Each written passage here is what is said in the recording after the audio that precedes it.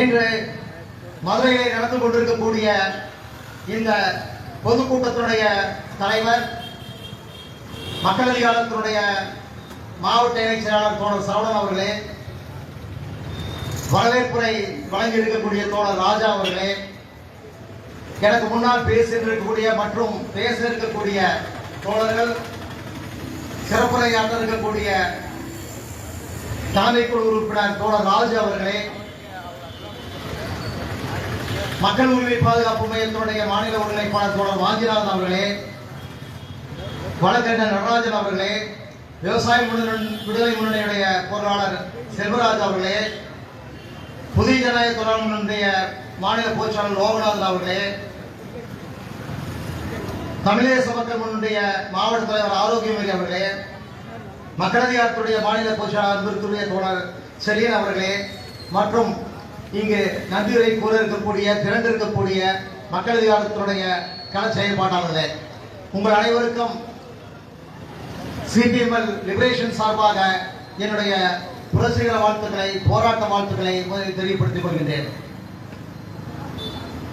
முதலில் இந்த சமயத்திலே மக்கள் அதிகாரம் அமைப்பு தொடர்ச்சியாக பல ஆண்டு காலம் இன்றைக்கு இந்திய நாட்டு மக்களை பிளவுபடுத்திக் கொண்டிருக்கக்கூடிய, நாசப்படுத்திக் கொண்டிருக்கக்கூடிய பாசிச சக்திகளுக்கு எதிராக, பாசிச சதிகளுக்கு எதிராக தொடர்ச்சியான போராட்டங்களை, இயக்கங்களை நடத்தி கொண்டிருக்கக்கூடிய மக்கள் அதிகார அமைப்பிற்கு முதலில் என்னுடைய வாழ்த்துக்களையும் நன்றியும் சொல்ல கடமைப்பட்டிருக்கின்றேன். இன்றைக்கு இந்த மோடி மூன்றாவது கட்ட ஆட்சியிலே அமர்ந்து கொண்டு பல்வேறு தாக்குதல்களை தொடுத்து கொண்டிருக்கும் பொழுது தொடர்ச்சியாக இந்த பாசத்திற்கு எதிராக இந்திய மக்கள் நடத்த வேண்டிய போராட்டம் மிக முதன்மையான கடமையாக, அரசியல் கடமையாக முன்னுக்கு வந்திருக்கின்றது. இந்த கடமையிலே முன்வரிசையிலே நிற்க வேண்டியவர்களாக இன்றைக்கு கம்யூனிஸ்டுகள், இடதுசாரிகள், புரட்சிகர கம்யூனிஸ்டுகள் இருக்க வேண்டிய அவசியம் ஏற்பட்டிருக்கின்றது. ஏனென்றால் இதுவரையிலும் நான் அறிந்த வரையிலே எந்த ஒரு மத கலவரத்திற்கும் உட்படாத மதுரை மாவட்டம். இந்த மாவட்டத்திலே திருப்பரங்குன்றம் மலையை வழிபாட்டை முன்வைத்து தெற்கில் ஒரு அயோத்தியை உருவாக்குவோம் என்று இன்றைக்கு பாசிஸ்டுகள் கொக்கரித்துக் கொண்டிருக்கின்றார்கள் என்றால், ஆக அவர்களை பொறுத்தவரையில் அவர்கள் தெளிவாக இருக்கின்றார்கள்.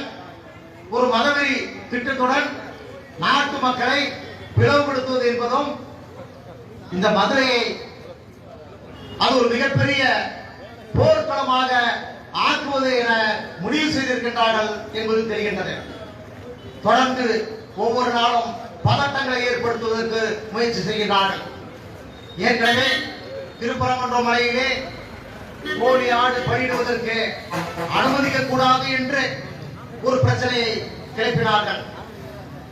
அதற்கு பிறகு ஒவ்வொரு நாளும் ஏதோ ஒரு வகையிலே துரதிருஷ்டவசமாக தன்னுடைய உயிரை மாய்த்துக் கொண்ட ஒரு இளைஞர், அவரை முன்னிட்டு அவர் இதற்காகத்தான் அவர் தன்னை மாய்த்துக் கொண்டார் என்று ஒரு கதையாடலை உருவாக்கி அதன் மூலமாக ஒரு வெறுப்பையும் உணர்ச்சியை தூண்டுவதையும் செய்து பார்த்தார்கள். இப்படியாக ஒவ்வொரு நாளும் ஏதோ ஒரு வகையிலே இஸ்லாமியர் அவருடைய சந்தனக்கூடு நிகழ்ச்சிக்காக, விழாவிற்காக அவருடைய தர்கா அமைத்திருக்கக்கூடிய இடத்திற்கு செல்கின்றார்கள் என்றால் உடனே அதிலே ஒரு பிரச்சனை செய்ய முடியுமா என்று பார்க்கின்றார்கள். ஆக இன்றைக்கு இதுதான் முதன்மையான கடமையாக பாரதிய ஜனதா கட்சி, RSS இன்றைக்கு செய்து கொண்டிருக்கின்றது. இதோடு துரதிருஷ்டவசமாக நீதித்துறையும் கூட அதில் கரம் கோர்த்துக் கொண்டிருக்கின்றது. நீதித்துறையை பொறுத்தவரையிலே ஏற்கனவே நாடு முழுவதும் நீதி பரிபாலனத்திலே வழக்கறிஞர் துவங்கி நீதிபதிகள் வரை சங்க பரிவாரத்தினுடைய கூட்டத்தினர் நிரம்பி இருக்கின்றார்கள். ஒருபுறம் களத்திலே ஒரு போராட்டத்தை துவங்குவது அயோத்தியிலே அதுதான் நடந்தது. களத்திலே ஒரு போராட்டத்தை, இயக்கத்தை, மத வெறுப்புணர்ச்சியை தூண்டுவது, மற்றொரு புறம் நீதிமன்றத்திலே ஒரு வழக்கு தொடுத்து அந்த வழக்கின் மூலமாக வரலாற்றை திரிப்பது, வரலாற்றை சிதைப்பது, அதன் மூலமாக தங்களுக்கு ஆதரவான ஒரு தீர்ப்பை பெறுவது, மீண்டும் தங்களுடைய அந்த பிளவுவாத அரசியலுக்கு இந்த தீர்ப்பை, நீதிமன்ற தீர்ப்பை, நீதிமன்ற நடவடிக்கைகளை பயன்படுத்திக் கொள்வது என்பதை கிட்டத்தட்ட 20-30 ஆண்டு காலமாக சங்க பரிவாரம் செய்து வந்து கொண்டிருக்கின்றது. ஆக இத்தகைய ஒரு சூழலிலே தொடர்ச்சியாக மத நல்லிணக்கத்தை காப்பாற்றி வரக்கூடிய மதுரை மாவட்ட மக்களுக்கு நான் நன்றி கூற கடமைப்பட்டிருக்கின்றேன். இந்த பாரம்பரியம் தொடர வேண்டும். எத்தகைய வகையில் சங்க பரிவாரம், RSS, பாஜக, இந்து முன்னணி கூட்டம் முயற்சி செய்தாலும் அதற்கெல்லாம் இரையாகாமல் மதுரை மக்கள் அவருடைய அந்த நீண்ட நெடிய ஒற்றுமை பாரம்பரியத்தை கடைபிடிக்க வேண்டும் என்பதை மீண்டும் ஒருமுறை நான் கேட்டுக்கொள்கின்றேன். திருப்பரங்குன்றம் முருகனுடைய பெயராலே ஒரு அரசியலை இன்றைக்கு அரங்கேற்ற துடித்துக் கொண்டிருக்கின்றார்கள். நாம் பார்த்தோம், 90களிலே பார்த்தோம், அயோத்தியிலே பாபர் மசூதியை முன்னிட்டு அந்த பாபர் மசூதி எதன் அடிப்படையிலே கட்டப்பட்டது என்ற ஒரு பிரச்சனையை கேட்கிறார்கள். அது இறுதியாக நீண்ட நெடிய ஒரு இயக்க போக்கிலே அன்றைக்கு அதை இடித்தார்கள். பிறகு சட்டத்தினுடைய துணை கொண்டு, குறிப்பாக நீதிமன்றத்தினுடைய துணை கொண்டு அந்த இடத்திலே ஒரு புதிய ராமர் கோயிலை கட்டுவது என முடித்திருக்கின்றார்கள். ஆனால் இதற்கிடையிலே அவர்கள் ஆட்சி அதிகாரத்திற்கு வந்துவிட்டு ஒரு புல்டோசர் ராஜ்யத்தை அரங்கேற்றிக் கொண்டிருக்கின்றார்கள் என்பதுதான் நாம் புரிந்து கொள்ள வேண்டிய மிக மிக முக்கியமான விஷயமாகும். அது மட்டுமல்ல, காசி வாரணாசியிலே அங்கிருக்கக்கூடிய ஞானபாரதி மசூதியிலும் மதுராவிலும் எல்லா இடங்களிலுமே அந்த பிரச்சனையை அவர்கள் துவங்கி இருக்கின்றார்கள். தமிழ்நாடு, இந்தியா முழுவதும் இருக்கக்கூடிய நூற்றுக்கணக்கான மசூதிகளை குறிவைத்து இந்த ஒரு கலவரத்தை துவங்குவது என்று அவர்கள் செய்து கொண்டிருக்கின்றார்கள். இது குறித்தெல்லாம் நாம் விவாதித்தால் அவர்கள் என்ன சொல்கின்றார்கள்? இது வரலாறு என்கின்றார்கள். வரலாறு, எங்களுடைய வரலாறு இது. எங்களுடைய வரலாற்றின் அடிப்படையிலே நாங்கள் வஞ்சிக்கப்பட்டு விட்டோம், அதனால் வரலாற்றை திருத்துவதற்கு நாங்கள் முயற்சி செய்கிறோம் என்று சொல்கின்றார்கள். எது வரலாறு? நிச்சயமாக இந்த கேள்வியை நாம் இந்த மதுரை மண்ணிலே இருந்து கேட்டாக வேண்டும். கீழடி வரலாறு இல்லையா? இங்க இருக்கக்கூடிய யானைமலை வரலாறு இல்லையா? அரிட்டாபடியில் இருக்கக்கூடிய அமலமலை வரலாறு இல்லையா? நாகமலை வரலாறு இல்லையா? திருப்பரங்குன்றம் வரலாறு இல்லையா? இந்த கீழடி 2800 ஆண்டு காலத்திற்கு முந்தைய வரலாற்றை கொண்டிருக்கிறது என்று சொல்லியல் அடிப்படையிலே அமர்நாத் ராமகிருஷ்ணா அவர்கள் அவருடைய 2ஆம் கட்ட அகழாய்வு அறிக்கையை சமர்ப்பித்த போது அதை ஏற்காத மோடி அரசாங்கம் மாறாக ராமர் என்ற ஒரு அதிகாரியை, ஒரு பிராமண அதிகாரியை நியமித்து தவறான புள்ளி விவரங்களை எல்லாம் தொகுத்து கீழடியினுடைய அந்த தொன்மையை மறைக்கக்கூடிய பணியை செய்தார்களே, அது வரலாறு இல்லையா? தமிழ்நாட்டிலே தமிழிலே இருக்கக்கூடிய முதல் கல்வெட்டுகள் நாம் இங்கே இந்த மதுரையை சுற்றி பார்த்துக் கொண்டிருக்கின்றோம். அது அமலமலையிலே இருக்கின்றது, அரிட்டாபடியிலே இருக்கின்றது, சமணமலையிலே இருக்கின்றது, இங்கே இருக்கக்கூடிய யானைமலையிலே இருக்கின்றது, திருப்பரங்குன்றத்திலும் கூட இருக்கின்றது 4 கல்வெட்டுகள். ஆக இந்த இடங்களை எல்லாம் கைப்பற்றி ஏதோ ஒரு வகையிலே அந்த தமிழர் தொன்மையை தகர்த்து விடுவது என்ற ஒரு சதி திட்டத்துடன் இன்றைக்கு சங்க பரிவாரம் செயல்பட்டுக் கொண்டிருக்கிறார்கள். நமக்கெல்லாம் தெரியும், இங்க இருக்கக்கூடிய இந்த பகுதியிலே, வேலூர் பகுதியிலே இருந்து கடந்த ஜனவரியிலே அணிதிரண்டு வந்த மக்கள், அது 25,000 பேரா, 50,000 பேரா, 1,00,000 பேரா என்றெல்லாம் ஒரு பக்கம் வாதத்தை எழுப்பிய அளவிற்கு ஒரு மாபெரும் கார்ப்பரேட் எதிர்ப்பு போராட்டத்தை நாம் இங்கு பார்த்தோம். வேளாண் நிறுவனம் வேலூர் பகுதியில் இருக்கக்கூடிய 5,000 ஏக்கர் அந்த நிலங்களை டக்சன் சுரங்கங்களுக்காக வெட்டி எடுப்பது என்ற முறையிலே ஒரு மாபெரும் கார்ப்பரேட் கொள்ளையிலே ஈடுபட்டதற்கு எதிராக மேலூரில் இருந்த பல்வேறு கிராமங்களைச் சேர்ந்த விவசாயிகள், ஏழைகள், சாதி, மதம், இனம் வேறுபாடின்றி ஒன்றுபட்டு ஒரு மாபெரும் எதிர்ப்பு இயக்கத்தை கட்டமைத்தார்கள். அன்றே முடிவு செய்து விட்டார்கள் சங்கிகள். ஆக இந்த மதுரையிலே தங்களுக்கு எதிராக தங்களை மண்டியிட வைத்த மதுரையிலே எப்படியாவது தங்களுடைய காலை பதித்துவிட வேண்டும், ஏதாவது ஒரு மத கலவரத்தை தூண்டக்கூடிய ஒரு பிரச்சனையை கையில் எடுத்துக்கொண்டு நாம் செயல்பட வேண்டும் என்று முடிவெடுத்து விட்டார்கள். நாம் இந்த சமயத்திலே பார்க்க வேண்டும், இங்கு வரலாறா இல்லை இது அரசியலா என்று பார்க்கும் பொழுது வரலாறு என்பது நிச்சயமாக இருக்கின்றது. திருப்பரங்குன்றத்தினுடைய வரலாறு சங்ககால வரலாறு. திருப்பரங்குன்றம் அது ஒரு சிவத்தலமாகும். முருகனுடைய வழிபாடு என்பது 13ஆம் நூற்றாண்டிலே துவங்கியதாக சொல்கின்றார்கள். அதற்கான சான்றுகள் இருக்கிறது என பலரும் அதை சுட்டிக்காட்டியிருக்கின்றார்கள். எனக்கு பின்னால் பேசக்கூடிய நம்முடைய தோழர்கள் கூட விரிவாக அதை பற்றியெல்லாம் பேசுவதற்கு இருக்கின்றார்கள். அதோடு கூட திருப்பரங்குன்றத்தினுடைய அந்த மலையில் இருக்கக்கூடிய அந்த சிக்கந்தர் தர்கா என்று சொல்லக்கூடியதும் கூட அது 17ஆம் நூற்றாண்டை சார்ந்தது என்று அதற்கும் சான்றுகள் எல்லாம் இருக்கின்றன. ஆக இங்கு இந்த மலையிலே இந்த வரலாறு என்பது பல்வேறு வகையில் இருக்கும் பொழுது அவர்கள் என்ன சொல்கின்றார்கள், நீங்கள் ஆடு கோழி எல்லாம் பயிரிடக்கூடாது என்று சொல்கின்றார்கள். தமிழருடைய மரபு, தமிழ் மக்களுடைய மரபு என்பது இது ஆரிய மரபு அல்ல.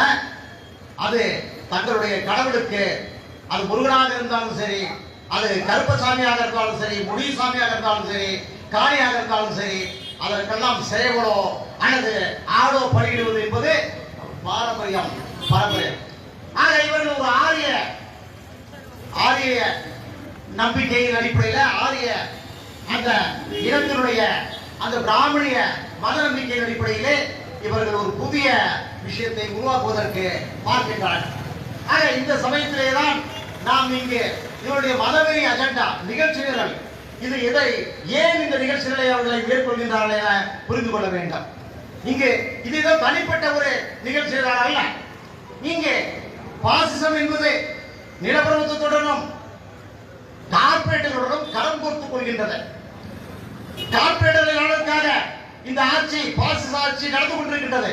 நிலவுடைமை சக்திகள் தங்களுடைய நிலத்தின் மீது இருக்கக்கூடிய அந்த பிடியை தக்க வைத்துக் கொள்வதற்கு அவருக்கு ஒரு பாசிச ஆட்சி தேவைப்படுகின்றது. கார்பரேட் சக்திகள் அவருடைய கார்பரேட் கொள்ளைக்கு எல்லா வகையிலும் வழிவிடுக்கக்கூடிய ஒரு ஆட்சி தேவைப்படுகின்றது. இல்லை என்றால் வேதாந்தா எப்படி வேலூருக்கு வர முடியும்? அல்லது அது அம்பானியோ ஆதானியோ தமிழகத்தினுடைய வளங்களை எல்லாம் எப்படி சூறையாட முடியும்? அல்லது சத்தீஸ்கரிலோ அல்லது சுற்றி இருக்கக்கூடிய மத்திய இந்தியாவுடைய அந்த பகுதிகளிலோ இருக்கக்கூடிய அந்த கனிம வளங்களை எப்படி கார்பரேட்டுகள் கொள்ளையடிக்க முடியும்? ஆக கார்பரேட் நிறுவனங்களுக்கு ஒரு ஆட்சி, சர்வாதிகார ஆட்சி, ஒரு அடக்குமுறை ஆட்சி தேவைப்படுகின்றது கனிம வளங்களை கொள்ளையடிப்பதற்கு. அது மட்டுமல்ல தோழர்களே, தொழிலாளர் சட்டங்கள் ஒரு 100 ஆண்டு காலம் போராடி பெற்ற அந்த தொழிலாளர் சட்டங்கள் 44 வகையான அடிப்படை சட்டங்களை எல்லாம் ரத்து செய்துவிட்டு 4 சட்டங்களாக லேபர் கோட்ஸ் என்ற முறையிலே உருவாக்கி இருக்கின்றார்கள் என்றால் கார்பரேட்டுகளுக்கு அவர்கள் கட்டற்ற சூழலில் ஈடுபடுவதற்கு வழிவகுக்கக்கூடிய ஒரு ஆட்சியாக மோடி ஆட்சி, பாசிச ஆட்சி இன்றைக்கு இருந்து கொண்டிருக்கிறது. எனக்கு முன்னால் பேசிய தோழர், அருமை தோழர் சிவராஜ் அவர்கள் சுட்டிக்காட்டினார்கள், இந்திய விவசாயிகளை பாதிக்கக்கூடிய அந்த விதைகள் சட்டம் மற்றும் மின்சார திருத்த சட்டம், ஏன் இத்தகைய சட்டங்கள் எல்லாம் வந்து கொண்டே இருக்கின்றன?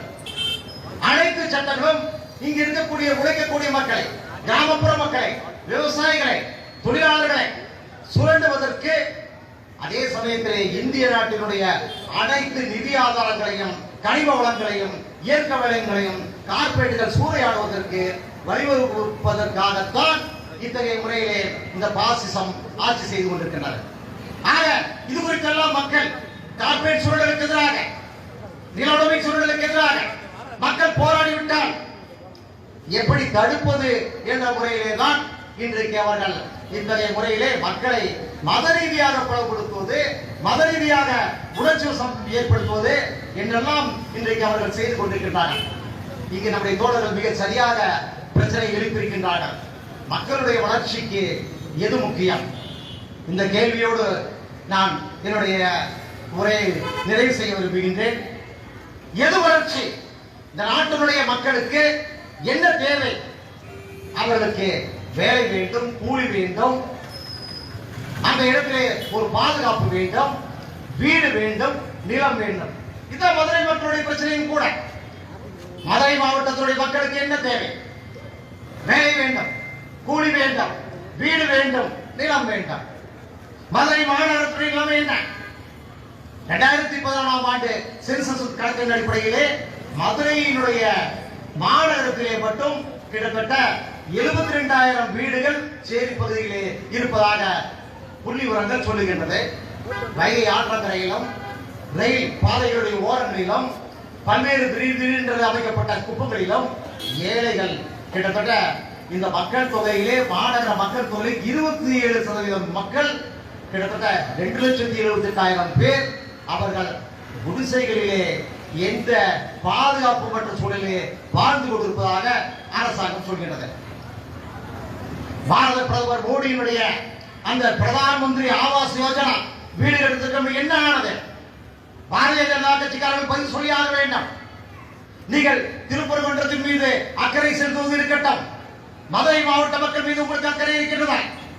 இந்த மதுரையிலே நீங்கள் எங்கு உட்கார்ந்து கொண்டு ஒரு அரசியல் செய்ய விரும்புகின்றீர்களோ இந்த மதுரையில் இருக்கக்கூடிய இந்த ஏழைகளுக்கு என்ன பதில்? மத்திய மந்திரி ஏல்முருகன் பதில் சொல்லியாக வேண்டும். இங்க இருக்கக்கூடிய இந்த 2,28,000 அரசாங்க கணக்கெடுப்பு 2,78,000 அது 3 லட்சத்துக்கு மேலே இருக்கிறது.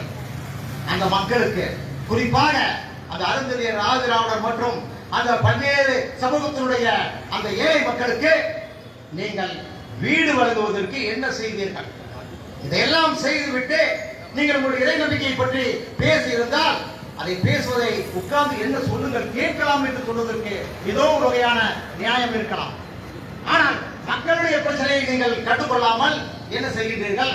மதுரை கிராமப்புறங்களிலே இருக்கக்கூடிய மக்கள் 3 லட்சம் பேர் 100 நாள் வேலை திட்டத்திலே அட்டைகளை பதிவு செய்தவர்கள். 3 லட்சம் அட்டைகள் உள்ளது. இந்த 3 லட்சம் அட்டைகளை சார்ந்த ஏதோ ஒரு 100 நாள் வேலை கிடைக்காதா, ஆண்டிற்கு ஒரு 5,000 7,000 8,000 கூலி கிடைக்காதா என்று எதிர்பார்த்து கொண்டிருக்கக்கூடிய அந்த 3 லட்சம் குடும்பங்கள் அதனுடைய நிலைமை என்ன?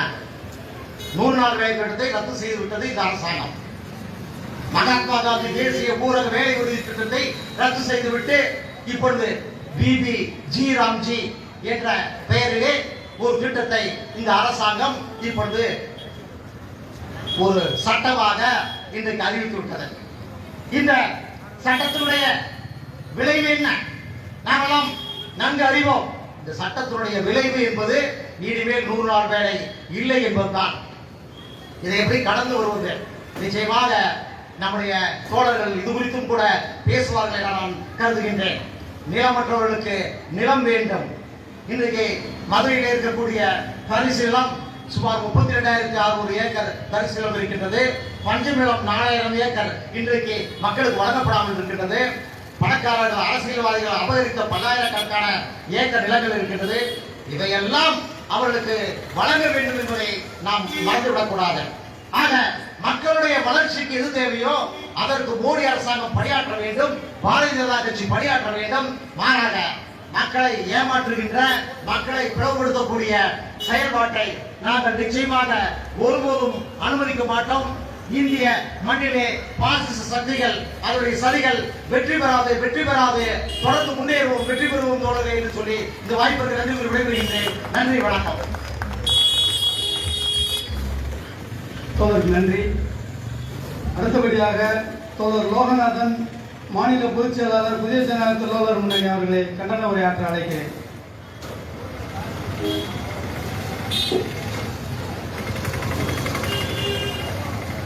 அன்பார்ந்த தோழர்களே, ஒத்தக்கடை பகுதி வாழ் உழைக்கும் மக்களே, சிறுகடை வியாபாரிகளே, உங்கள் அனைவருக்கும் புதிய ஜனநாயக தொழிலாளர் முன்னணி சார்பான மாலை நேர பணிவான சேவை வணக்கத்தை தெரிவித்துக் கொள்கிறேன்.